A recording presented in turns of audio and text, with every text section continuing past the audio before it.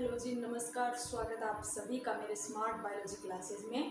तो चलिए आज हम बायोलॉजी की एक नया चैप्टर, नया अध्याय स्टार्ट करने जा रहे हैं, जिसका नाम है शैवाल, कवक, लाइकेन, जिम्नोस्पर्म, एंजियोस्पर्म, जो आपका लैब असिस्टेंट सिलेबस का पहला ही पॉइंट है। ठीक है, तो ये सब किसके अंतर्गत आते हैं? तो ये आते हैं पादप जगत के अंतर्गत। ठीक है, किसके अंदर आते हैं? जो शैवाल है, कवक है, लाइकेन है, किसके अंतर्गत? पादप जगत के अंतर्गत। देखो, हमने जहाँ जहाँ हम देखते हैं जीव जगत का वर्गीकरण, वो भी हम पढ़ेंगे, लेकिन मैं आपको थोड़ा सा हिंट दे देती हूँ किस तरह से जीव जगत का वर्गीकरण जो है ये कई दौर से गुजरा। सबसे पहले दो जगत में बंटा, फिर उसके बाद तीन जगत में, फिर चार, फिर पांच जगत जो प्रणाली दी थी। पांच जगत प्रणाली किसकी थी? वही टेकर की। किसकी थी पांच जगत प्रणाली? आपके वही टेकर, जिसने पांच यानी जीव जगत को कितने? पांच भागों में बांटा, पांच भागों में डिवाइड किया। कौन सा? मोनेरा, प्रोटिस्टा, फंजाई, प्लांटी और आपका एनिमेलिया। ठीक है, देखो वही टेकर ने पांच जगत प्रणाली दी। किस किस की? कौन कौन से पांच भाग बनाए? एक मोनेरा, प्रोटिस्टा, फंजाई, प्लांटी और एनिमेलिया। इसको आप इसी क्रम से याद करना है। क्यों याद करना है इसी क्रम से? तो मैं आप लोगों को बता देती हूँ, क्योंकि इस पृथ्वी पर जो सबसे पहले आने वाला जीव कौन थे? मोनेरा जगत थे। फिर उसके बाद कौन आए? प्रोटिस्टा। फिर आपकी फंजाई, फंजाई बोला जाता है कवक को। किसको? कवक को। ठीक है, अब है प्लांटी। प्लांटी में वो सभी है, प्लांटी यानी पादप जगत। ठीक है, कौन सा? पादप जगत। प्लांटी के अंदर जो आपके लैब असिस्टेंट का फर्स्ट पॉइंट दे रखा है शैवाल, कवक। शैवाल, कवक तो यहाँ आ गए। शैवाल, लाइकेन और आपकी जिम्नोस्पर्म, एंजियोस्पर्म, ब्रायोफाइटा, टेरिडोफाइटा, ये सब कहाँ आते हैं? ये आपके आते हैं प्लांटी जगत के अंदर। एनिमेलिया प्राणी जगत, जो आगे कोर्डेटा और नॉन कोर्डेटा में विभाजित हो जाता है, वो आता है प्राणी जगत के अंदर। तो आज हम पढ़ेंगे कौन सा? पादप जगत, प्लांटी जगत, जिसके अंतर्गत हम क्या पढ़ेंगे? शैवाल पढ़ेंगे। ठीक है,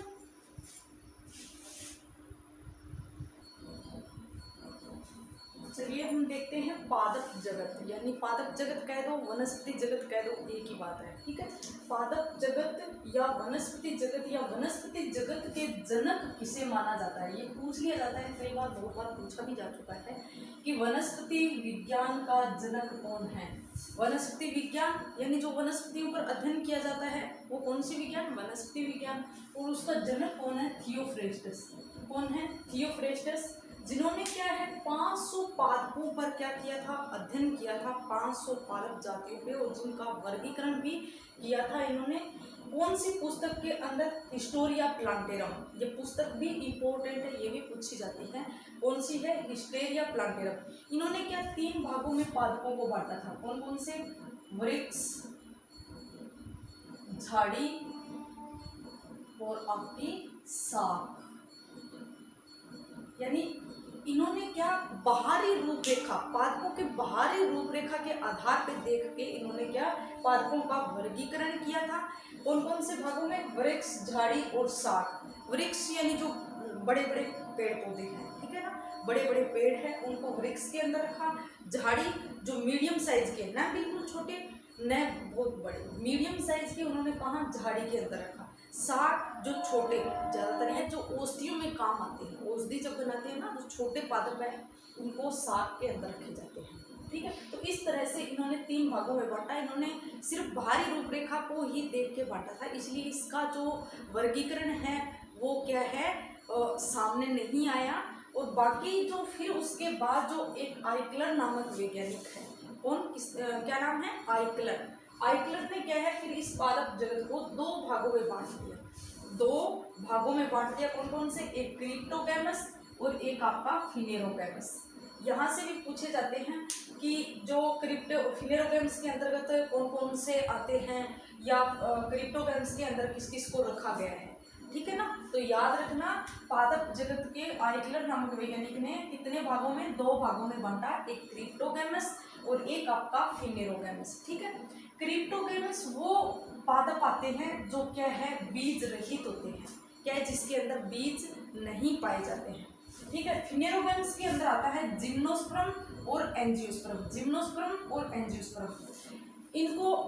इसको जिम्नोस्पर्म को बोला जाता है अनावृत बीजी। ठीक है, क्योंकि देखो सबसे पहले इन दोनों में अंतर करो, क्रिप्टोगैमस और फिनेरोगैमस में अंतर क्या है कि इसके अंदर बीज नहीं पाए जाएंगे, क्रिप्टोगैमस के अंदर बीज नहीं पाया जाता, फिनेरोगैमस के अंदर क्या है, बीज पाए जाते हैं। लेकिन इसको भी फिर किस आधार पे, बीजावरण के आधार पर 2 भागों में बांटते हैं, एक जिम्नोस्पर्म एक एंजियोस्पर्म। जिम्नोस्पर्म वे पादप होते हैं जो क्या है, जिसके बीज के चारों तरफ आवरण नहीं होता है, यानी अनावृत, अनावृत बीजी, आवृत नहीं है चारों ओर से, अनावृत, जिसको किसमें रखा गया है, जिम्नोस्पर्म में।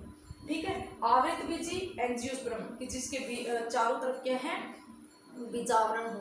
ये तो पूरा हमने पढ़ा था, जिम्नोस्पर्म यानी एंजियोस्पर्म यानी आवृत बीजी पादपों की आकारिकी, ठीक है ना, उसके शरीर कैसा होता है, तो वो सब के सब कहाँ रखे गए थे, जो हमने पुष्प के भाग पढ़े थे या उसके जड़ तनापति हम पढ़े थे, वो किसमें थे, वो आपके थे एंजियोस्पर्म में। ठीक है, इनका विकास भी आप देखोगे तो किस तरह से देखना है। देखो क्रिप्टोगैमस में सबसे पहले बता देती हूँ कितने 3 भागों में बांटा गया है, किस किस में, एक आपका थेलोफाइट, दूसरा आपका ब्रायोफाइट, तीसरा आपका है टेरिडोफाइट, यानी थेलोफाइट, ब्रायोफाइट और टेरिडोफाइट। अब देखो इसको मैं दूंगी नंबरिंग 1 2 3 4 5, क्यों, क्योंकि सबसे पहले आने वाला पादप ये, फिर दूसरा ये, फिर तीसरा ये, चौथा ये, पांचवा ये, लास्ट में ऐसे है। तो इनके गुणों में भी भिन्नता होगी, कैसे, ये बहुत सारे बहुत ज़्यादा गुण रखते हो जो आधुनिक जो पादप है, और इनके क्या है, नाम मात्र के गुण होंगे। जैसे आपने नहीं देखा था एक नोकिया फ़ोन, सबसे पहले क्या था, नोकिया फ़ोन था, ठीक है, जिसमें इतनी सुविधाएं नहीं थी, लेकिन जैसे जैसे क्या है फ़ोन का विकास होता गया और आधुनिक एंड्रॉयड फ़ोन 5G 4G है ना, तो ये क्या है, उसकी आधुनिक सुविधाएं बढ़ती गई, वैसे ही इन पादपों का भी विकास होता गया। ठीक है, सबसे पहले थेलोफाइट आया, ब्रायोफाइट, टेरिडोफाइट, जिम्नोस्पर्म, एंजियोस्पर्म। और जीव जगत की यदि बात करें तो सबसे पहले कौन आया, मोनेरा जगत, फिर प्रोटिस्टा, फिर फंजाई, प्लांटी और एनिमेलिया। और यदि पादप जगत के अंदर पूछे कि सबसे पहले कौन आया, सबसे प्राचीनतम पादप कौन है, तो कौन है आपका थेलोफाइट। ठीक है, फिर दूसरा ब्रायोफाइट, फिर टेरिडोफाइट और फिर जिम्नोस्पर्म और एंजियोस्पर्म। ठीक है, इन सभी के हम लक्षण पढ़ेंगे एक एक करके। चलिए तो हम सबसे पहला पढ़ते हैं थेलोफाइट। थेलोफाइट के सामान्य लक्षण, थेलोफाइट, इनके हम सामान्य लक्षण देख लेते हैं कि ये क्या है। देखो थेलोफाइट के अंदर क्या है, सभी शैवाल रखे गए हैं, कौन, शैवाल रखे गए हैं। अब आप पूछोगे कि मैडम आपने मोनेरा जगत के अंदर भी तो आपने शैवाल बताया था, कौन सा, नील हरित शैवाल, क्या बताया था, नील हरित शैवाल। और हमने प्रोटिस्टा जगत के अंदर भी क्या देखा था, डाई एटम और डाइनोफ्लेजिलेट, डाई एटम व डाइनोफ्लेजिलेट। तो ये भी क्या है, शैवाल है, और ये भी क्या है, शैवाल है। तो अब आप पूछोगे कि मैडम इनको इस जगत के अंदर क्यों नहीं रखा गया, थेलोफाइटा के अंदर क्यों नहीं रखा गया इसको। तो देखो नील हरित शैवाल क्या है, प्रोकैरियोटिक कोशिका है, क्या है, एकल कोशिकीय है ये भी, और ये भी क्या है, एकल कोशिकीय। तो ये कहाँ इस मोनेरा जगत के अंदर क्यों रखा गया, क्योंकि ये क्या है, प्रोकैरियोटिक जीव है, यानी इनकी कोशिका के अंदर कोशिकांग नहीं पाए जाते हैं, पूर्ण रूप से केंद्रक भी, केंद्रकाभ पाया जाता है, यानी अलग विकसित केंद्रक पाया जाता है, जिसके कारण क्या है, यानी कि ये जो नीलहरित शैवाल है पूरे के पूरे गुण इस मोनेरा जगत के साथ मैच कर रहा है, इसलिए इसको कहाँ रखा गया, मोनेरा जगत के अंदर। और ये डाई एटम, इसकी जो कोशिका भित्ति है वो किसकी बनी होती है, सिलिका की। और इसकी लिग्निन जो हम आगे वर्गीकरण के अंदर पढ़ेंगे, ठीक है। तो इसके अंदर क्या है, इनकी कोशिका भित्ति अलग अलग पाई जाती है, या ये जो प्रोटिस्टा जगत के साथ क्या है, समानता दर्शाता है गुणों में, ठीक है। इसलिए इनको कहाँ रख दिया, प्रोटिस्टा के अंदर। तो याद रखना नील हरित शैवाल कहाँ आता है, मोनेरा जगत के अंदर। और डाई एटम और डाइनोफ्लैजिलेट आपका कहाँ आता है, प्रोटिस्टा जगत के अंदर, ठीक है। तो थैलोफाइटा के अंदर किसको रखा गया है, शैवालों को रखा गया है, ठीक है।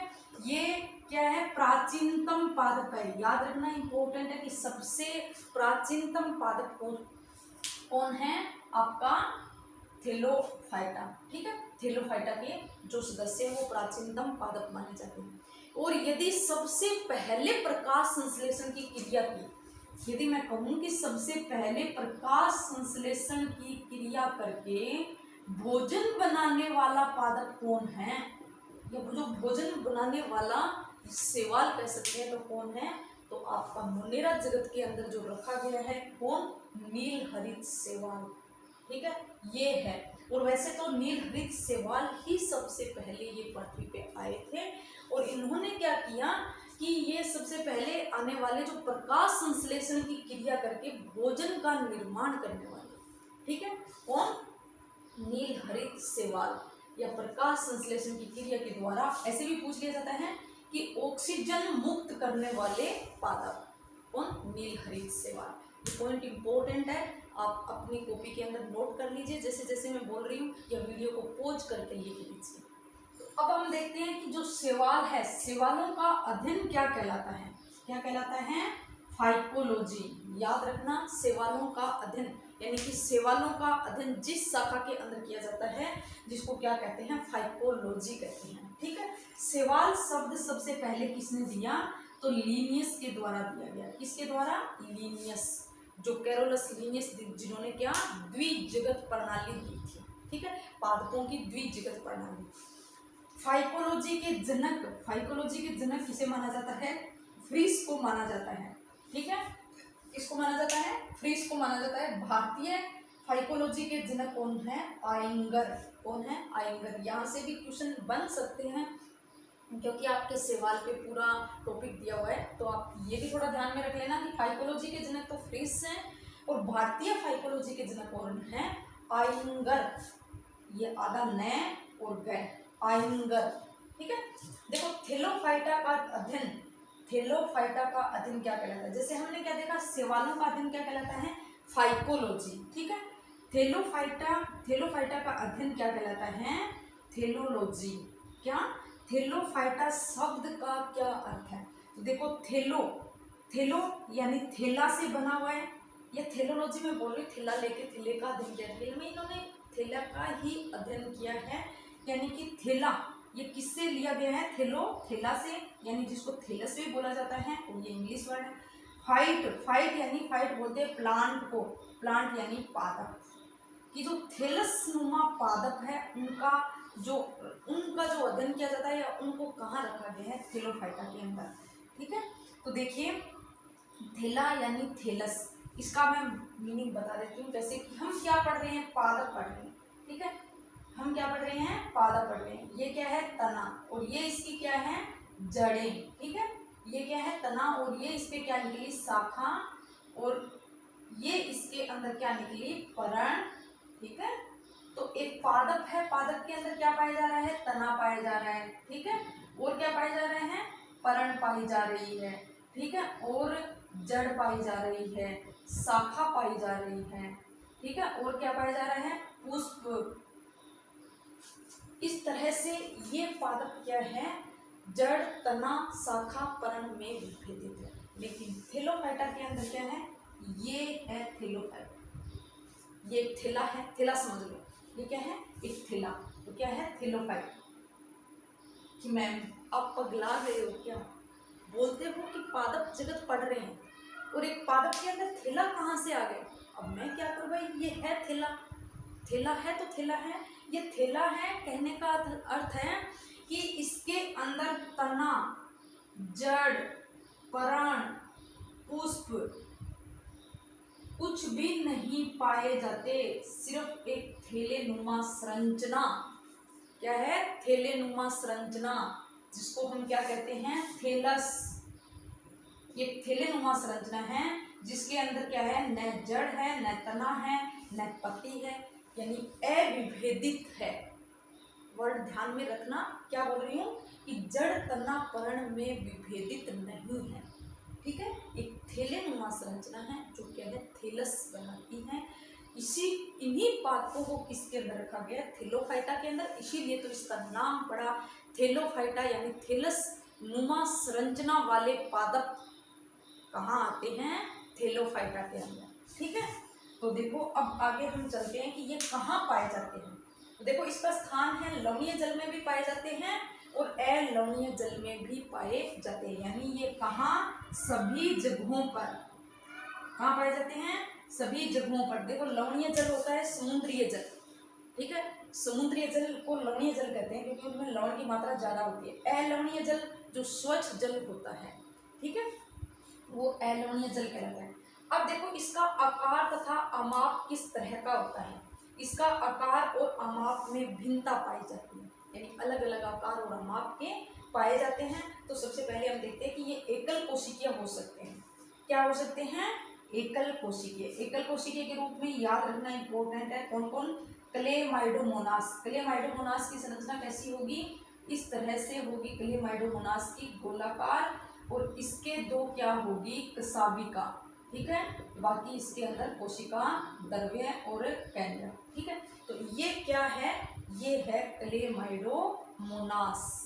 ठीक है, दूसरा उदाहरण याद रखना, क्लोरेला। दूसरा उदाहरण क्या है? क्लोरेला। क्लेमाइडोमोनास तथा क्लोरेला दोनों ही क्या है? दोनों ही आपके एक कोशिकीय है। क्या है? एक कोशिकीय। अब देखो एक आता है कॉलोनी, जिसे देखो कॉलोनी बना के रहते हैं। जैसे हम नहीं बोलते क्या कि भैया आप कौन सी कॉलोनी में रहते हैं?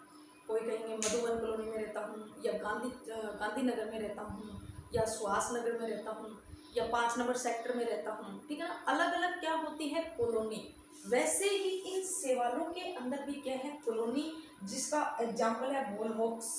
ठीक है, ये नीट 2016 के अंदर पूछा गया है कि कॉलोनी नुमा शैवाल कौन है, या कॉलोनी शैवाल का एग्जाम्पल क्या है? तो क्या है? वोल्वॉक्स। ये भी एकल कोशिकीय है। तो इसमें कैसे अंतर है मैं बता देती हूँ कि जैसे देखो ये क्या है? ये आपका जल है, ये यहाँ क्या है? जल पाया जाता है। जैसे मैंने क्या कहा, क्या बताया? क्लेमाइडोमोनास। ये इस तरह से अपने मुक्त रूप से क्या कर रहे हैं? विचरण कर रहे हैं। ठीक है, लेकिन वोल्वॉक्स में क्या होगा? जैसे एक ये वोल्वॉक्स है, एक ये है, एक ये है, ये एक दूसरे से क्या है? जुड़े हुए। जैसे ये इसके साथ, ये इसके साथ, ये इसके साथ, ये इसके साथ। ठीक है ना, तो देखो इस तरह से ये क्या है? एक दूसरे से जुड़े हुए रहते हैं, कॉलोनी के रूप में रहते हैं। इस तरह से ये कॉलोनी बनाकर रहते हैं और कॉलोनी बनाकर ही क्या करते हैं? विचरण करते हैं। ठीक है, तो ये देखो विचरण करेंगे, क्यों नहीं करेंगे? क्योंकि इसके अंदर क्या पाई जाती है? कसाबिका पाई जाती है, यानी गति पाई जाती है। इसके अंदर एक स्थान से दूसरे स्थान पर क्या करते हैं? गति करते हैं। अब कहोगे कि मैडम पादप कहाँ गति करने लगे? देखो ये इनके उदाहरण है। क्लेमाइडोमोनास में क्या पाई जाती है? गति। यदि पूछ लेना तो यही बताना कि क्लेमाइडोमोनास में क्या पाई जाती है? गति पाई जाती है। क्यों? क्योंकि इसके अंदर कसाबिका पाई जाती है, और कसाबिका एक ऐसा अंग है जो गति कराने में क्या करता है? सहायता करता है। ठीक है, तो ये याद रखना इंपॉर्टेंट है कि वोल्वॉक्स, ये है वोल्वॉक्स। ये क्या है? वोल्वॉक्स। वोल्वॉक्स नामक शैवाल जो है वो क्या है? कॉलोनी बनाकर रहते हैं। तो कॉलोनी का उदाहरण क्या हो गया? वोल्वॉक्स। ठीक है, अब देखो, अब आता है आगे कि ये ज्यादातर बहुकोशिकीय होते हैं। जो एक कोशिकीय का उदाहरण तो मैंने बता दिया आपको, ये है, लेकिन ज्यादातर बाकी सभी क्या होंगे? बहुकोशिकीय होंगे। अब ये तो मुक्त रूप से विचरण कर रहे थे, और ये एकल कोशिका, ये क्या है? एक कॉलोनी के रूप में बनकर विचरण कर रहे थे। बस सिर्फ इतना ही फर्क है इन दोनों में, दोनों ही एक कोशिकीय हैं। ठीक है, तो ज्यादातर जो शैवाल होते हैं वो कैसे होते हैं? वो ज्यादातर बहुकोशिकीय होते हैं, तंतुमय होते हैं। इनका उदाहरण है, एक आपका यूलोथ्रिक्स है, एक क्या है? यूलोथ्रिक्स, और दूसरा क्या है? स्पाइरोगायरा। याद रखना ये दोनों तंतुमय शैवाल है और कैसे हैं? बहुकोशिकीय है। ठीक है, अब देखो, अब इसके अंदर पूछा जाता है कि जनन जनन दो प्रकार का होता है, एक अलैंगिक जनन होता है और एक क्या होता है, लैंगिक जनन होता है। इससे पहले मैं बता दूं कि ये जो शैवाल जो है, ये शैवाल जितने भी शैवाल हैं वो क्या होते हैं, वो आपके अगुणित होते हैं। याद रखना, बड़ा ही इम्पोर्टेंट है। शैवाल का क्या होते हैं, अगुणित। अगुणित का क्या अर्थ है कि इनकी कोशिका में गुणसूत्रों की संख्या क्या होती है, एकल गुणसूत्रीय होते हैं, यानी कि अपन जोड़े में नहीं पाए जाते।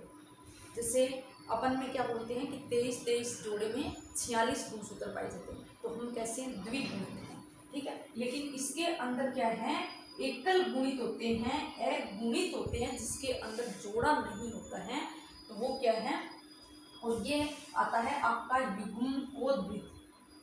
युग्मकोद्भिद एक होता है बीजाणुद्भिद और एक है आपका युग्मकोद्भिद, बीजाणुद्भिद, ठीक है। ये दोनों पीढ़ी एकांतरण में है। क्या है, पीढ़ी एकांतरण दर्शाते हैं, पीढ़ी एकांतरण। तो युग्मकोद्भिद अगुणित होता है, बीजाणुद्भिद क्या है, द्विगुणित होता है। क्या होता है, द्विगुणित। ये पीढ़ी एकांतरण हम आगे जब आएगा तब हम पढ़ेंगे कि लैंगिक जनन के अंदर किस तरह से ये पीढ़ी एकांतरण दर्शाते हैं। पीढ़ी एकांतरण का अर्थ है कि ये युग्मकोद्भिद बीजाणुद्भिद में बदल जाता है और बीजाणुद्भिद फिर वापस से युग्मकोद्भिद में, इस तरह से ये चक्कर चलता है। यानी पीढ़ी का क्या हो रहा है, एकांतरण हो रहा है, युग्मकोद्भिद और बीजाणुद्भिद, ठीक है। तो देखो ये शैवाल कैसे होते हैं, अगुणित होते हैं। इसका शरीर कैसा होता है, शरीर की यदि बात करें तो कैसा है, अगुणित है। कैसा, अगुणित, ठीक है। तो चलिए अब हम देखते हैं आगे का जो जनन, यानी कितने प्रकार का है, एक अलैंगिक जनन और एक आपका क्या है, लैंगिक जनन है, ठीक है। तो देखो सबसे पहले हम देखते हैं जो अलैंगिक जनन है। अलैंगिक जनन क्या है, अलैंगिक जनन की यदि बात करें तो एक तो इसमें क्या है, खंडी भवन पाया जाता है, तथा दूसरा आपका क्या है, क्लेमाइडोमोनास। इसका एग्जाम्पल है बीजाणु जनन। क्या है, अलैंगिक जनन की दो विधियां इसमें पाई जाती है। शैवालों में कौन सी दो विधियां हैं, एक खंडी भवन और एक आपका क्या है, बीजाणु जनन। तो देखिए मैं बता देती हूँ किस तरह से होता है कि ये आपका क्या है, स्पाइरोगायरा है।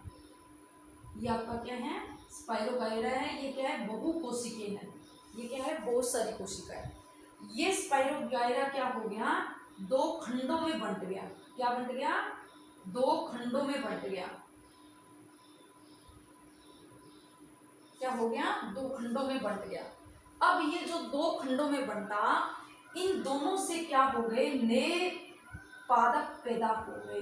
इन दोनों ने क्या कर लिया, आगे नया पादप बना लिया, इसके जो मात्रे पादप है उसके समान, ठीक है। इस सबसे पहले क्या है, खंडी भवन में क्या होता है, खंड यानी टुकड़ों में बंटना, खंडों में विभाजित होना, ठीक है। ये क्या है, स्पाइरोगायरा। जैसे ये बहुकोशिकीय है, ये क्या है, यहाँ से दो खंडों में बंट गया, दो खंडों में विभाजित हो गया। अब दोनों खंडों ने क्या किया, एक नया जीव पैदा कर लिया, एक नया पादप पैदा कर लिया, किसके मात्रे के समान, ठीक है। इन्होंने भी ये आगे और इन्होंने भी, दोनों ने अलग अलग, तो एक जीव से या एक पादप से कितने पादप, दो पादप बन गए। और ये कौन सा, खंडी भवन है, इसका एग्जाम्पल है स्पाइरोगायरा, याद रखना, ठीक है। फिर बीजाणु जनन क्या होता है, बीजाणु जनन देखो ये क्या है, ये है आपका क्लेमाइडोमोनास, ठीक है। ये क्या है, क्लेमाइडोमोनास। अब जब ये क्या करेगा, जो विपरीत परिस्थितियां आती हैं, विपरीत परिस्थितियां मान लो कैसे होती है कि बाहर बहुत तेज धूप है, तो उस विपरीत परिस्थिति में क्या मैं बाहर निकलूंगी, नहीं निकलूंगी ना, इतनी तेज धूप है तो मैं बाहर नहीं निकलूंगी, मैं क्या रहूंगी, अंदर ही रहूंगी।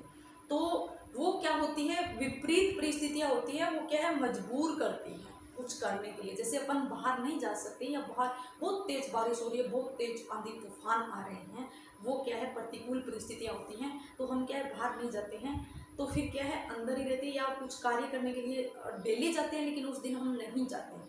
वो क्यों, क्योंकि हमारे सामने क्या आ गई, प्रतिकूल परिस्थितियां आ गई। तो वो ही उनके सामने, जब क्लेमाइडोमोनास के सामने क्या है, प्रतिकूल परिस्थितियां आ जाती हैं, तो ये क्या करते हैं, अपने जैसे पादप क्या है, अपने अंदर बना लेते हैं, ठीक है। ये क्या कर लेंगे, अपने जैसे ये पादप अपने अंदर बना लेंगे। देखो इसके अंदर भी क्या होगी, कसाबिका होगी, ठीक है। तो ये जो बने, ये क्या कहलाते हैं, बीजाणु, ये क्या कहलाते हैं, बीजाणु। ठीक है ना। इन्होंने क्या किया, क्लेमाइडोमोनास ने अपने अंदर क्या कर लिया, बीजाणुओं को उत्पन्न कर लिया, अपने शरीर के द्वारा क्या कर लिया, इन्होंने छोटे छोटे बीजाणुओं का निर्माण कर लिया। ठीक है। फिर क्या हुआ, जब ये बीजाणु भर गए, ठीक है ना, भर गए तो इनकी भित्ति क्या होगी, फट जाएगी और ये बीजाणु क्या होंगे, स्वतंत्र हो जाएंगे। क्या हो जाएंगे, स्वतंत्र हो जाएंगे और बाहर निकल जाएंगे। तो इस विधि को बोला जाता है बीजाणु जनन। ठीक है। तो इसका एग्जाम्पल याद रखना क्या है, क्लेमाइडोमोनास। क्या हम देखते हैं, लैंगिक जनन। हमने इससे पीछे क्या देखा, अलैंगिक जनन देखा, और अब हम इसका लैंगिक जनन देखेंगे। ठीक है। लैंगिक जनन होता है युग्मक यानी गैमीट बनते हैं इसके अंदर। किस तरह से, जैसे देखो, एक जैसे क्या है कि एक नर युग्मक और एक ये मादा युग्मक, ये दोनों संयोग करके संलयन करके क्या बनाएंगे, युग्मनज। क्या बनाएंगे, युग्मनज बनाएंगे। और इसको हम क्या कहेंगे, युग्मक। जैसे ये क्या हो गया, मादा युग्मक, और ये क्या हो गया, नर युग्मक। ठीक है। यानी कि जिस विधि के अंदर नर तथा मादा युग्मक संलयन करके युग्मनज का निर्माण करते हैं, और इस युग्मनज से फिर क्या है, एक जीव का निर्माण होता है। ठीक है। जैसे पैतृक जीव है, वैसा ही एक क्या है, नया जीव पैदा होता है। इस प्रक्रिया को बोला जाता है लैंगिक जनन। ठीक है। इसके अंदर क्या बनते हैं, युग्मक बनते हैं, जिसको इंग्लिश में बोला जाता है गैमीट। ठीक है। तो चलिए, इनकी 3 प्रकार की लैंगिक जनन की विधियां हैं, वो हम देखते हैं किस तरह की। जैसे देखो, एक के अंदर क्या है, जैसे ये एक नर युग्मक और एक ये मादा युग्मक। ठीक है। ये दोनों के दोनों क्या है, आकार में क्या दिख रहे हैं, समान दिख रहे हैं। ठीक है। और आकृति में भी कैसे दिख रहे हैं, गोल आकृति के हैं और समान आकार के हैं, यानी कि इन दोनों में हम डिफरेंस नहीं कर सकते। तो इसलिए इसको हम क्या कहेंगे, समयुग्मक। यानी दोनों युग्मक क्या है, आकृति तथा आकार दोनों में समान है, तो ये क्या हो गए, समयुग्मक। इसको इंग्लिश में बोला जाता है आइसोगैमिट। क्या बोला जाता है, आइसोगैमिट। तो इसका सबसे ये इंपॉर्टेंट है, इनके एग्जाम्पल याद रखो कि समयुग्मक लैंगिक जनन किसके अंदर होता है, यानी दो समान युग्मक जुड़कर क्या बनाते हैं, युग्मनज बनाते हैं। दो ऐसे समान युग्मक किन के अंदर जुड़ता है, किस शैवाल के अंदर जुड़ता है, तो याद रखना, एक क्लेमाइडोमोनास डेब्रियनम। क्लेमाइडोमोनास डेब्रियनम, ये क्लेमाइडोमोनास की एक जाति है। ठीक है। उसके अंदर क्या पाया जाता है, समयुग्मक लैंगिक जनन पाया जाता है। ठीक है। फिर देखिए कि एक, जैसे ये देखो, गोलाकृति का, ये भी गोलाकृति का, लेकिन ये क्या है, आकार में छोटा है और ये आकार में क्या है, बड़ा है। यानी आकार कैसा है, असमान आकार का है, तथा आकृति कैसी है, दोनों की गोल है। ठीक है। ऐसे युग्मक को हम क्या कहेंगे, असमयुग्मक, जिसको हम क्या कहेंगे, असमयुग्मक। ठीक है। एन आइसोगैमिट। ठीक है। इसका एग्जांपल है क्लेमाइडोमोनास ब्रोनी। देखो, क्लेमाइडोमोनास तीनों के अंदर ही आएगा, लेकिन आपको इसकी जाति याद रखना है, डेब्रियनम, और ये है ब्रोनी। फिर आगे चलते हैं, तीसरे के अंदर क्या है कि ये देखो, ये क्या आपको गोलाकार का दिख रहा है, नहीं दिख रहा है, ये भी आपको ये गोलाकार का है, लेकिन दोनों की आकार क्या है, असमान है। ठीक है। और आकृति भी कैसी है, अलग अलग है। जैसे ये देखो, इस तरह से इसकी पूंछ है और सिर है, धड़ है, इसमें विभाजित है, जैसे ये नर युग्मक हो गया। ठीक है ना। और ये क्या है, मादा युग्मक। यानी कि आकार और आकृति में दोनों अलग अलग हो, उस युग्मक को हम क्या कहेंगे, विषम युग्मक। ठीक है। अब आई बात समझ में ना कि असमयुग्मक क्या होता है तथा विषम युग्मक क्या होता है। हम क्या सोचते हैं कि दोनों को विषम तथा असमयुग्मक युग्मक यानी दोनों असमान है इसलिए बोलते हैं, नहीं। लेकिन क्या है कि ये आकार में असमान होंगे, लेकिन आकृति दोनों को कैसी है, गोल। आकृति दोनों की समान होगी, लेकिन आकार कैसा होगा, असमान। लेकिन यहाँ आकृति और आकार दोनों ही असमान है, इसलिए इसे क्या कहते हैं, विषम युग्मक। देखो, मनुष्य जाति के अंदर भी क्या है, विषम युग्मक होते हैं। ठीक है। इसको इंग्लिश में बोला जाता है ऊगैमिट। क्या बोला जाता है, ऊगैमिट। ठीक है। इसका एग्जाम्पल है क्लेमाइडोमोनास कोनिफेरा। क्लेमाइडोमोनास कोनिफेरा। तो देखो, क्लेमाइडोमोनास की एक जाति है जिसके अंदर तीनों प्रकार के क्या पाए जाते हैं, आपके युग्मक पाए जाते हैं। ठीक है, क्लेमाइडोमोनास डेब्रियनम समयुग्मक पाया जाता है, क्लेमाइडोमोनास ब्रोनी के अंदर असमयुग्मक पाए जाते हैं, क्लेमाइडोमोनास कोनिफेरा के अंदर विषम युग्मक पाए जाते हैं। ठीक है, अब देखो ये, अब आपको देखो सबसे प्राचीन और सबसे आधुनिक युग्मक कौन से रहेंगे। सबसे आधुनिक युग्मक ये है, ठीक है, और सबसे प्राचीन युग्मक ये है। ठीक है, यानी कि यहाँ से इसका विकास प्रारंभ हुआ और यहाँ तक आते आते ये आधुनिक युग्मक के अंदर परिवर्तित हो गए। ठीक है, तो देखो ये सभी के सभी क्लेमाइडोमोनास के अंदर ही आ रहे हैं। तो ये इंपॉर्टेंट है कि क्लेमाइडोमोनास क्या है, लैंगिक विकास को दर्शाता है। अब ऐसे पूछ ले कि निम्न में से लैंगिक विकास को कौन दर्शाता है। ठीक है, एग्जाम्पल देते क्लेमाइडोमोनास, वोल्वोक्स, स्पाइरोगाइरा। ठीक है ना, तो आपको क्या ध्यान में रखना है कि क्लेमाइडोमोनास क्या दर्शाता है, लैंगिक विकास को। अब ये बात समझ में नहीं आई क्या, लैंगिक विकास को कैसे दर्शाता है। चलो मैं समझाती हूँ कि सबसे पहले क्या आया था, नोकिया मोबाइल फोन आया था। ठीक है, क्या नोकिया में टच थी, हम स्क्रीन टच से कुछ कर सकते नहीं, उसमें क्या थे, बटन थे, और बहुत ही कम उसके अंदर क्या है कि ऑप्शन वगैरह बहुत कम थे, जिससे क्या है सिर्फ हम फ़ोन मिला सकते थे, एक दूसरे के पास कॉल कर सकते थे, और क्या कर सकते थे, एक जो सांप वाला गेम होता है बस वो गेम खेलते थे। ठीक है ना, क्या उसमें अलग प्रकार के जैसे गेम थे, या फिर हम सर्च करके कुछ अलग अलग चीज़ निकाल सकते थे, नहीं था ना। वो क्या था, प्राचीन था, उसके अंदर क्या है इतना विकसित नहीं था। ठीक है, कम विकास था।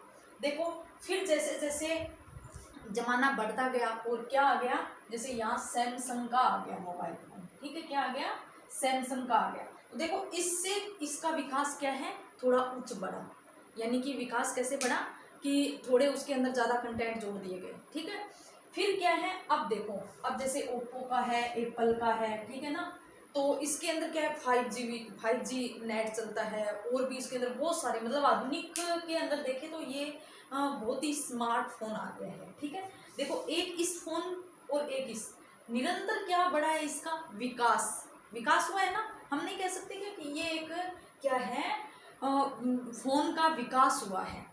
ठीक है, एक फोन का विकास हुआ है। जैसे एक ही जाति के अंदर, जैसे नोकिया के अंदर नोकिया यहाँ ये था, या दूसरा नोकिया जिसमें क्या है, नोकिया जो टच वाला आ गया। ठीक है, फिर इस नोकिया में भी आगे जाकर क्या है, 5G नेट चलने लग गया। ठीक है, तो एक नोकिया की जाति के अंदर इस तरह से विकास हुआ, तो हम कह सकते हैं कि ये क्या करा रहा है, नोकिया जाति के अंदर विकास हो रहा है। वैसे ही ये क्लेमाइडोमोनास लैंगिक विकास को दर्शाता है, यानी कि ये एक ही प्रजाति, इसके अंदर अलग अलग तरह से लैंगिक विकास होता गया। सबसे पहले इसका विकास हुआ, फिर उसके बाद इसका, फिर इसके बाद विषम युग्मों का विकास हो गया। ठीक है, तो आई होप आपको ये लैंगिक जनन समझ में आया होगा, क्योंकि यहाँ बहुत ज़्यादा कंफ्यूज होते हैं, समयुग्मक क्या है, असमयुग्मक क्या है, विषम युग्मक क्या है, पूछा भी जाता है परीक्षा के अंदर कि किसके अंदर ये पाया जाता है तथा किस तरह से होता है। तो ये तो था आपके जो थैलोफाइटा यानी शैवाल के सामान्य लक्षण। अब इस थैलोफाइटा तथा शैवाल के हम क्या पढ़ते हैं, अब इस शैवाल का हम वर्गीकरण देखेंगे। थैलोफाइटा यानी शैवाल का वर्गीकरण देखेंगे। देखिए इस शैवाल के वर्गीकरण को 3 भागों में बांटा गया है, यानी इसको क्या है 3 भागों में बांटा गया है। सबसे पहले देखो कंफ्यूज मत होना, सबसे पहले क्या है, मैंने क्या बताया, 5 जगत प्रणाली, जिसमें जगत बांटे गए थे, किसने दी थी, वही टेकर ने।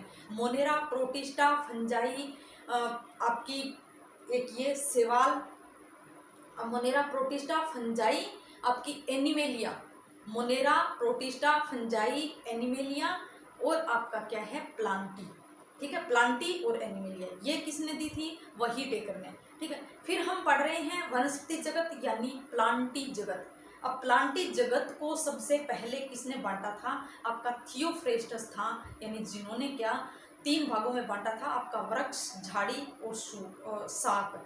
हालांकि ये नहीं पूछते हैं, लेकिन फिर भी यदि आपको पूछ भी ले गई, क्योंकि वनस्पति जगत का जनक कौन है, थियोफ्रेस्टस, जिन्होंने अपनी स्टेमा प्लांटेरम में क्या 500 पादप जातियों का वर्णन किया था। ठीक है, हाँ, फिर उसके बाद हमने क्या देखा कि जो आपकी प्लांटी जगत है, प्लांटी जगत को आइक्लर ने कितने भागों में बांटा था?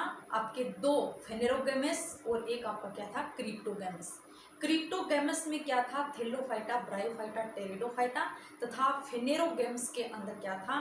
एक आपका जिम्नोस्पर्म, एक आपका एंजियोस्पर्म। ठीक है, फिर हमने उसके अंदर क्या पढ़ रहे थे, किसके अंदर, कि आपके क्रिप्टोगेमस के अंदर जो थेलोफाइटा है, थेलोफाइटा, ब्रायोफाइटा और टेरिडोफाइटा। थेलोफाइटा के अंदर क्या रखा गया है? सेवाल रखा गया है।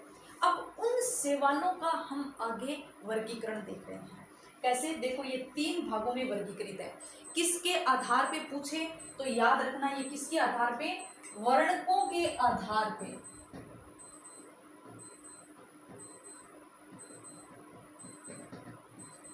किसके आधार पे इसको वर्गीकृत किया गया है? वर्णकों के आधार पे इसको वर्गीकृत किया गया है। यानी वर्णक हमने नहीं देखे क्या? जैसे वर्णी लवक है, अवर्णी लवक है, ठीक है। उसके बाद एक हरे वर्णक जो हमने प्रकाश संश्लेषण की क्रिया के अंदर देखे थे, क्लोरोफिल ए, क्लोरोफिल बी और भी इनके साथ जैंथोफिल और कैरोटीनॉइड, ये हमने क्या देखे थे? वर्णक देखे थे। ठीक है, तो उन वर्णकों की किस किस में क्या क्या उपस्थिति पाई जाती है, जिसके कारण उनका कलर क्या है, उस वर्णक के कारण वो ही कलर होता है। ठीक है, जैसे देखिए, सबसे पहला Chlorophyceae, Phaeophyceae, Rhodophyceae. Chlorophyceae, Phaeophyceae, ये आपका क्लोरोफाइसी, फियोफाइसी और ये आपका क्या है? रोडोफाइसी। 3 वर्गों में इसको क्या किया गया? विभाजित किया गया। किसको? सेवाल को पूछे तो कितने वर्ग है इनके? इनके 3 वर्ग है। कौन कौन से? क्लोरोफाइसी, फियोफाइसी और आपका रोडोफाइसी। इसी क्रम से याद करना, क्योंकि इसके अंदर मैं आपको बताऊंगी किस तरह से पढ़ना है, या सबसे पहले विकास किसका हो या आधुनिक विकास किसका है। ठीक है, तो इस क्रम से ही आपको याद करना है। कैसे? Chlorophyceae, Phaeophyceae, Rhodophyceae. यदि ऐसे याद नहीं रहता है तो आप देखो, क्लोरोफाइसी यानी कैसे हैं, इसमें हरे सेवाल आते हैं, फियोफाइसी में भूरे सेवाल, और आपके रोडोफाइसी में क्या आते हैं? लाल सेवाल आते हैं। कैसे? लाल सेवाल। तो इसको आप आर से यानी रेड, ठीक है, भूरे सेवाल ब्राउन और आपके हरे सेवाल ग्रीन। ठीक है, क्या है? हरे सेवाल ग्रीन। जैसे देखो, आप पीछे से याद करना। कैसे याद करोगे? पीछे से। रब ने बना दी जोड़ी, जी से जय याद रखना। रब ने बना दी जोड़ी, किसकी? सेवालों की। रब ने बना दी जोड़ी, किनकी बना दी? सेवालों की। रब ने बना दी जोड़ी। कैसे? पीछे से। रब, आर रेड, बी ब्राउन भूरे सेवाल और आपके जी ग्रीन हरे सेवाल। ठीक है, इस तरह से इसको याद रखना। अब देखो, इसके अंदर वर्णक कौन कौन से पाए जाते हैं वो हम देखते हैं कि इनके अंदर वर्णक कौन कौन से पाए जाते हैं। जैसे देखो, क्लोरोफाइसी यानी इसके अंदर क्या है? हरे सेवाल आते हैं। हरे सेवाल होंगे तो इसके अंदर क्या होगा? क्लोरोफिल ए वर्णक। क्या है? क्लोरोफिल ए वर्णक अधिक पाया जाएगा। ठीक है, क्लोरोफिल ए वर्णक अधिक पाया जाएगा। और क्या पाया जाएगा? Chlorophyll b. यहाँ क्या है? क्लोरोफिल ए पाया जाएगा। यहाँ भी क्लोरोफिल ए पाया जाएगा। तीनों में सबसे पहले तो ये देखो कि तीनों में क्लोरोफिल ए है। भाई, तीनों में क्लोरोफिल ए क्या पाया जा रहा है? क्लोरोफिल ए वर्णक पाया जा रहा है। ठीक है, तो इसमें तो कंफ्यूज मत होना। अब आप कहोगे कि इसमें क्लोरोफिल ए है, इसमें, फिर तो सब में ग्रीन रंग की या हरे रंग की सेवाल होने चाहिए। नहीं होता। क्यों?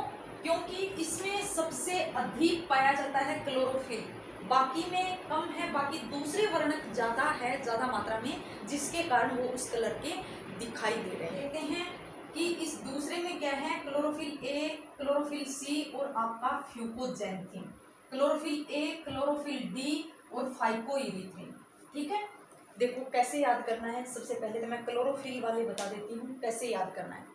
जैसे देखो, कैसे याद करोगे? क्लोरोफिल ए तो सेम आ रहा है, ठीक है, फिर आप याद कर लो, ए तो आ गया सब में, तो बी, सी और डी, बी, सी और डी, बस इतने याद रखने हैं। देखो, क्लोरोफिल है ना, 5 प्रकार के पाए जाते हैं, A B C D E, लेकिन ई इसमें नहीं पाया जाता है, सेवालों के अंदर नहीं पाया जाता है। क्लोरोफिल वर्ण के कितने प्रकार है? 5 प्रकार है, याद रखना, ए बी सी और डी। तो देखो, ए क्लोरोफिल ए सभी में पाया जाता है, ठीक है, तो क्लोरोफिल बी हरी सेवाल में, क्लोरोफिल सी भूरी सेवाल के अंदर, क्लोरोफिल डी लाल सेवाल के अंदर। सबसे पहले ए आ गया, फिर क्या आ गया? B C D. तो ये क्लोरोफिल तो आपके याद हो गए। अब देखो इनका कलर भूरा क्यों है, तो देखिए फ्यूकोजेंथिन ये पाया जाता है इसके अंदर, फ्यूकोजेंथिन इसके अंदर पाया जाता है फाइकोइरिथ्रिन। अब इस फ्यूकोजेंथिन के कारण क्या है, ये भूरे से वाल है, यानी इनका कलर कैसा है, भूरा है। कैसे कि यदि आपको याद हो तो प्रकाश संश्लेषण के अंदर हमने जेंथोफिल नामक वर्णक देखा था। क्या देखा था, जेंथोफिल। और ये कैसे, किस प्रकार का वर्णक था, भूरे रंग का वर्णक था। ठीक है, तो जेंथोफिल के कारण जेंथिन यहाँ आया है, फ्यूको यानी सेवाल के कारण आया है। ठीक है, फ्यूको यानी सेवाल के कारण और जेंथिन जेंथोफिल वर्णक के कारण। ठीक है, जिससे इसका कलर कैसा होता है, भूरा होता है। अब देखो फाइको ये सेवाल के कारण है, और इरिथ्रिन आपने देखा होगा आरबीसी डब्ल्यूबीसी, हम रक्त कणिकाएं के 3 प्रकार पढ़ते हैं, आरबीसी, डब्ल्यूबीसी और प्लेटलेट्स। तो आरबीसी जो होती है, आरबीसी को दूसरा नाम क्या होता है, इरिथ्रोसाइट। कि इस आरबीसी को इरिथ्रोसाइट भी बोला जाता है, यहीं से लिया गया है। आरबीसी का रंग कैसा होता है, लाल। ठीक है, तो यहीं से ये लिया गया है इरिथ्रिन, फाइको यानी सेवाल, इरिथ्रिन यानी इरिथ्रोसाइट। अब तो नहीं भूलोगे कि फ्यूकोजेंथिन किस में पाया जाता है और फाइकोइरिथ्रिन किस में पाया जाता है। बस दो में तो कंफ्यूज होता है, इन दोनों को कैसे याद रखो, एक को याद रख लो इरिथ्रिन, इरिथ्रोसाइट, जिससे आपका ये भी याद हो जाएगा और आरबीसी का दूसरा नाम भी याद हो जाएगा। क्योंकि कई बार पूछ लेते हैं कि इरिथ्रोसाइट निम्न में से इरिथ्रोसाइट है, क्या होती है, आरबीसी होती है। तो ठीक है, इरिथ्रिन किसके अंदर पाया जाएगा, रोडोफाइसी यानी लाल सेवाल के अंदर पाया जाएगा। अब देखो, अब एक और बात याद रखनी है कि इसमें सबसे आधुनिकतम सेवाल कौन सा है तथा प्राचीनतम सेवाल कौन सा है। ठीक है, तो देखो अब आधुनिक पादप, देखो प्लांट का विकास कैसे हुआ कि सबसे छोटे छोटे करके, जैसे हम सबसे पहला क्या पढ़ रहे हैं, थेलोफाइटा पढ़ रहे हैं, जिसके अंदर सेवाल है, जिसके अंदर जड़, तना, पत्ती में, पर्ण में विभेदित नहीं है, थैलस नुमा संरचना है। ठीक है, अब देखो आधुनिकतम कैसा पादप है, जिसके अंदर जड़, तना, पत्ती सब कुछ क्या है, अलग अलग विभेदित है। ठीक है, जिसमें हम विभेद कर सकते हैं।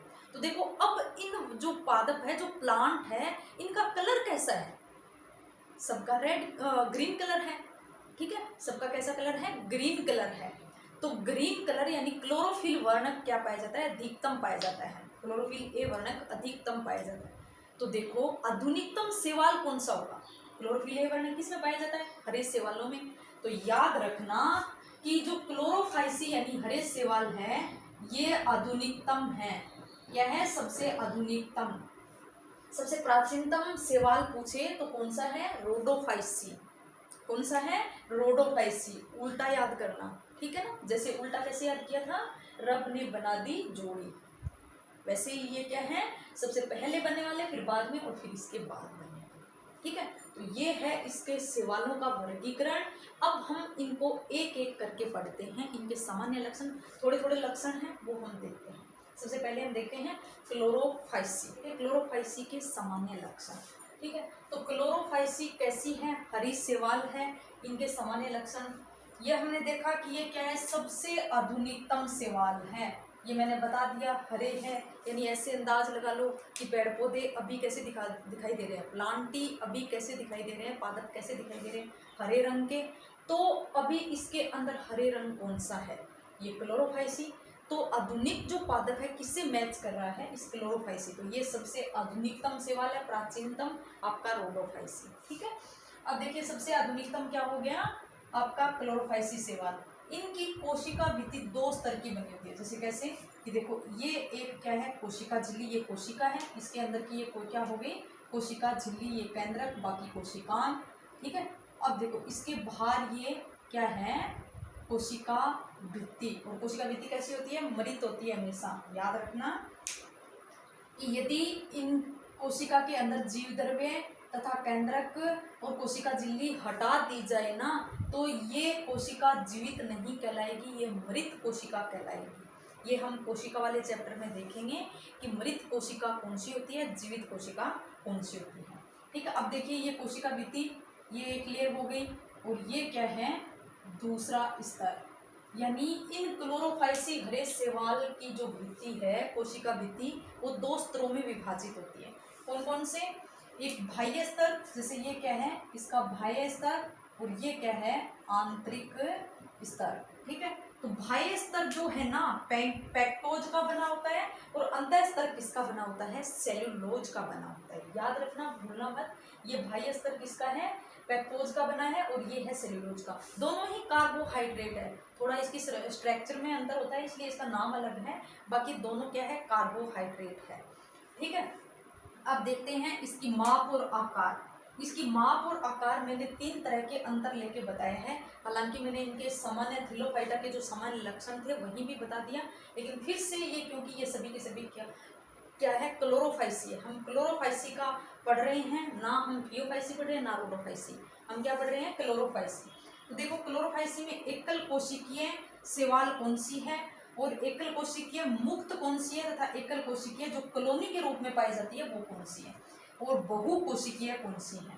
ठीक है, जैसे देखो इसके अंदर हमने क्या देखा, क्लेमाइडोमोनास इसका एग्जाम्पल है, एक है क्लोरेला, एक है एसिटाबुलेरिया। ठीक है, जैसे देखो हमने कैसे देखा था, ये इस तरह की एक कोशिका है, केंद्रक एकल कोशिकीय तो एक ही कोशिका होगी, और इसके शीर्ष भाग में क्या पाई जाती हैं, कशाबिका पाई जाती है, दो क्या पाई जाती हैं, कशाबिका।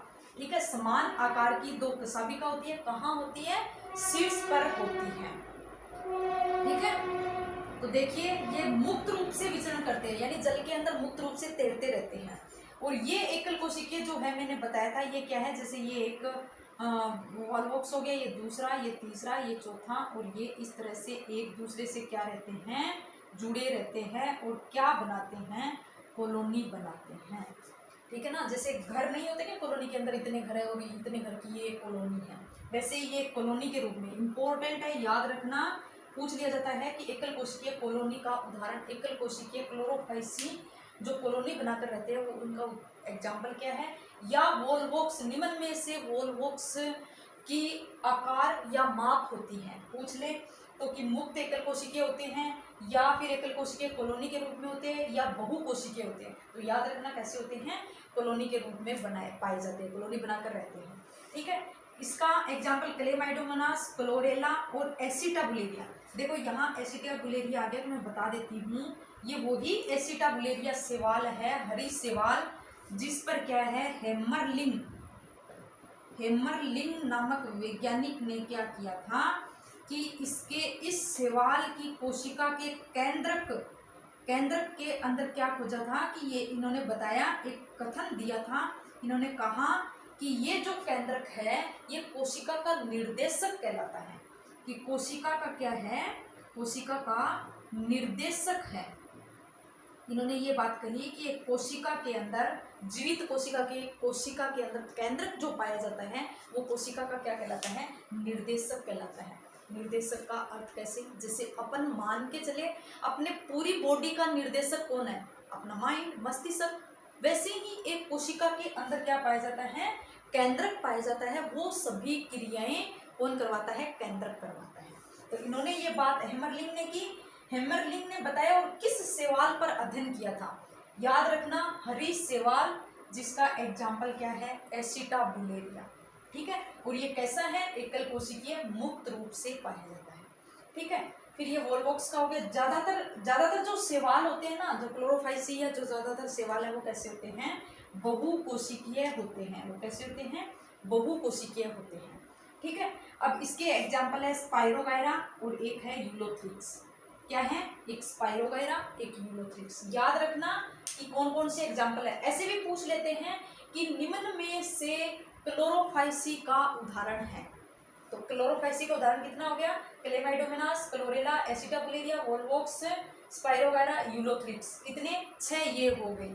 और एक और बता देती हूँ इसका एग्जाम्पल, कारा। कारा भी कैसी शैवाल है, कारा भी हरी शैवाल है, यानी क्लोरोफाइसी है। कैसी है, हरी शैवाल, इसके अंदर आती है, क्लोरोफाइसी के अंदर आती है। ठीक है, अब देखो यहाँ से इम्पोर्टेंट पॉइंट है कि पृथ्वी पर अधिकतम प्रोटीन का दूसरा स्रोत क्या है, स्रोत यानी जहाँ से प्रोटीन प्राप्त करते हैं। ठीक है, हम क्या पादप पेड़ जड़ी बूटियाँ खाते हैं, उनसे हम क्या बोलते हैं कि प्रोटीन मिलती है। जैसे पालक हम खाते हैं कि इसके अंदर ज़्यादा मात्रा में प्रोटीन पाई जाती है, तो पालक को खाना चाहिए, ठीक है। वैसे ही इस पृथ्वी पर सबसे ज़्यादा प्रोटीन कहाँ से आती है? सबसे ज़्यादा प्रोटीन कहाँ से आती है? सबसे ज़्यादा प्रोटीन जो आती है वो तो आती है आपकी स्पाइरुलिना से। कहाँ से आती है? स्पाइरुलिना से। स्पाइरुलिना याद रखना, ये स्पाइरुलिना इस शैवाल यानी थैलोफाइटा का सदस्य नहीं है। ये किसका है? ये बीजीए यानी ब्लू ग्रीन एल्गी, नील हरित शैवाल। और ये नील हरित शैवाल कहाँ रखा जाता है? ये मोनेरा जगत के अंदर रखा जाता है, ठीक है ना। मोनेरा जगत के अंदर जीवाणु आते हैं, नील हरित शैवाल आते हैं, तो ये वो नील हरित शैवाल है, ठीक है। क्या नाम है? स्पाइरुलिना। याद रखना, पृथ्वी पर सबसे अधिक मात्रा में जो प्रोटीन का स्रोत है वो कौन सा है? स्पाइरुलिना नामक शैवाल है, जिससे अधिकतम मात्रा में प्रोटीन प्राप्त होती है। दूसरा जो एग्जाम्पल है ना, वो दूसरा है आपका क्लोरेला, जो क्या है? ये एक प्रकार की हरित शैवाल है। दूसरा कौन सा है? क्लोरेला, जो एक क्या है? हरित शैवाल है, क्लोरोफाइसी का सदस्य है। और याद रखना, इन दोनों का उपयोग, स्पाइरुलिना तथा क्लोरेला, दोनों का उपयोग अंतरिक्ष में किया जाता है, भोजन के रूप में। अंतरिक्ष में भोजन के रूप में इसका उपयोग किया जाता है। याद रखना, अंतरिक्ष में किन शैवालों का उपयोग किया जाता है? तो एक तो आपकी क्लोरेला और एक कौन सी है? स्पाइरुलिना। या तो ऑप्शन ऐसे देंगे, क्लोरेला, स्पाइरुलिना, इनमें से ये दोनों तथा एक स्पाइरोगायरा दे देंगे। तो याद रखना कौन सी? क्लोरेला और स्पाइरुलिना दोनों होंगी। या फिर एक ये दे देंगे, 3 इसमें से दे देंगे, ऐसे भी करके दे दें। तो इनको आपको कुल मिलाकर याद रखना है।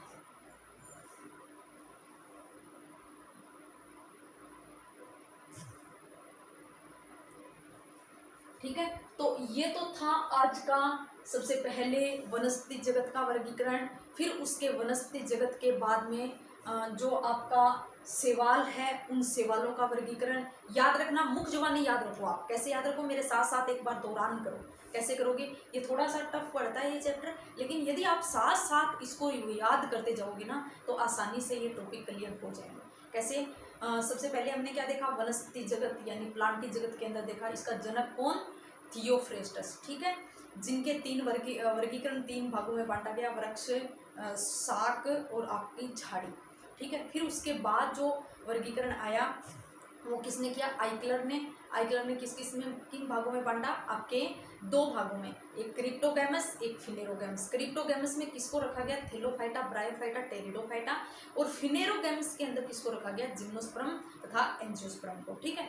फिर जो थैलोफाइटा, ब्रायोफाइटा, टेरिडोफाइटा है, इसमें सबसे प्राचीनतम जो है वो कौन है? थैलोफाइटा, जिसके अंदर क्या है? सभी शैवालों को रखा गया है। और उन शैवालों का भी आगे फिर से कितने 3 भागों में वर्गीकृत किया गया है, क्लोरोफाइसी, थियोफाइसी और रोडोफाइसी, ठीक है। इसमें भी आपका सबसे आधुनिकतम ये है और प्राचीनतम रोडोफाइसी, ठीक है। फिर इसके बाद हमने क्लोरोफाइसी के क्या देखे? सामान्य लक्षण देखे तथा इन शैवालों का हमने क्या है? उदाहरण देखे, ठीक है। ये इनके एग्जाम्पल जरूर याद करना, ठीक है।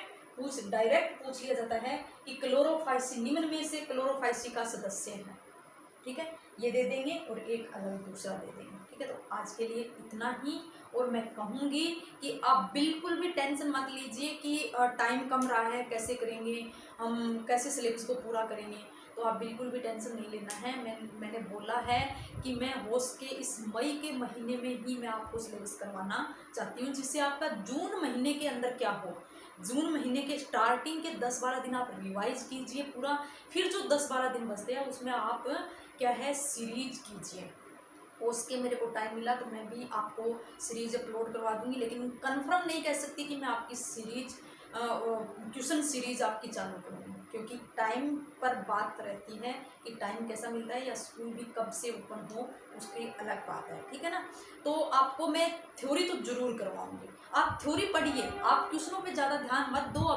अभी आप थ्योरी पढ़ो, साथ साथ में आप ट्यूशन, जैसे आपने ये टॉपिक कवर किया, इस टॉपिक से जितने भी क्वेश्चन बनते हैं वो आप ट्यूशन कीजिए। वैसे तो मैं आपको टेलीग्राम पे डाल रही हूँ, या फिर मैं आपको जो वीडियो के अंदर कम्युनिटी में जो क्वेश्चन एक डालते हैं, यूट्यूब पर भी मैं 1-1, 2-2 क्वेश्चन डाल रही रही हूँ। अभी बस 2-4 दिन की ही प्रॉब्लम है, उसके बाद मैं आपको ढेर सारे जितने भी मेरे से मतलब हो सकेंगे उतने 2, 3, 4, 5 क्वेश्चन डालूंगी और टेलीग्राम पर भी मैं डाल दूँगी, ठीक है ना।